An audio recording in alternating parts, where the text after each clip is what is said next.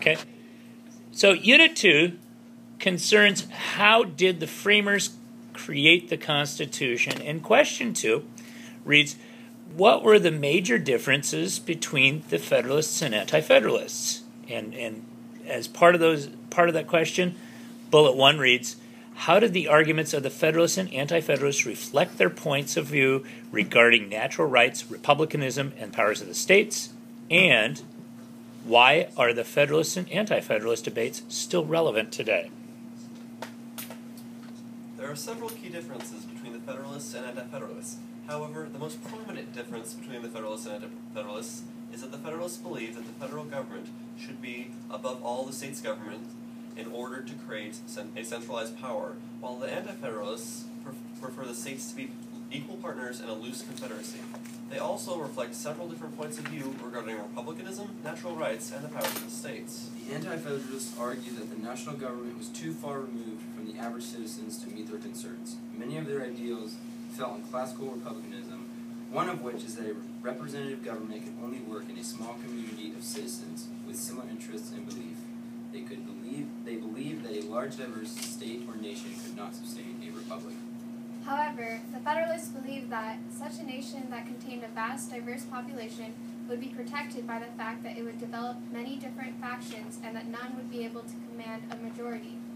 They felt that a large republic was greatly beneficial. James Madison argued, the diversity of factions will prevent a single group from controlling the government, thus ensuring that the difficulties of achieving legislation would force factions to compromise and create a legislation that promotes the common good.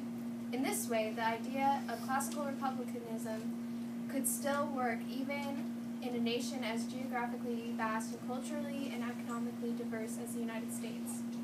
Another difference is that the Anti-federalists argued that the civic virtue of the majority of the population was strong enough to allow the country to thrive on a loose government built mostly on democracy. However, the Federalists argued that human nature is always going to cause individuals to seek their own best benefit and become ignorant to the common good, and that, in some cases, a stronger government was necessary to protect individual rights, where democracy would otherwise fail. In the case of majority rule, the minorities might be subject to persecution by infringing on their individual rights. In regards to the powers of the states, the Anti-federalists believed that in strong states' rights, with very minimalistic national government, while the Federalists believed in a strong centralized government where the states were essentially part of one union that could enact laws on them. The Anti-federalists felt that a Bill of Rights that is included in nearly every state government should most definitely be included in the national government constitution. They felt that without a written code or unalienable rights, citizens' natural rights may be violated. In response to the Anti-federalist arguments, the Federalists felt that the Constitution was adequate for protecting individual rights while still promoting the common good.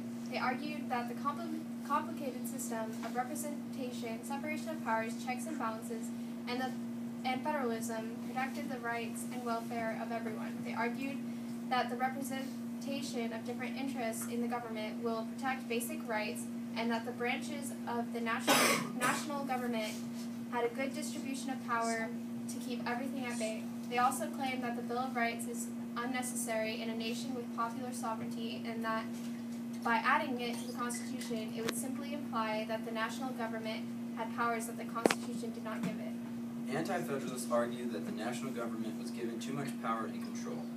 They felt that the Congress had no adequate limitations on their power. For example, Congress was not only able to grant monopolies, create new crimes, and inflict severe and unusual punishment, but also extend its power as far as it wants. The President was also able to grant pardons for crimes, treasons included. This seemed to be a flaw in the Constitution that the Anti-federalists felt would surely lead to corruption in the executive office. The national courts were also given so much power that they would be capable of destroying the judicial branches of the state government, which would leave many people without their cases being heard. Federalists felt, however, that in order to coordinate its people and states into a cohesive unit, it needed more power.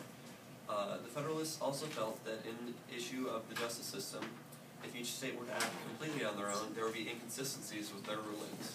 While when the federal courts are used, they can work within precedent, checking that the court's decisions are consistent with past rulings. Federalist and anti-federalist debates are still relevant today because the extent of power of the national government is still in question today. For example, in the Affordable Care Act passed and signed into law by Obama administration in March 30, 2010, one of the act's provisions required states to maintain current Medicaid eligibility levels for both adults and children until 2019. Anti-federalists would view this as the national government breaching into state policies. They would argue that since Medicaid is managed by the states, the eligibility level should be dedicated by the states and not by the federal government.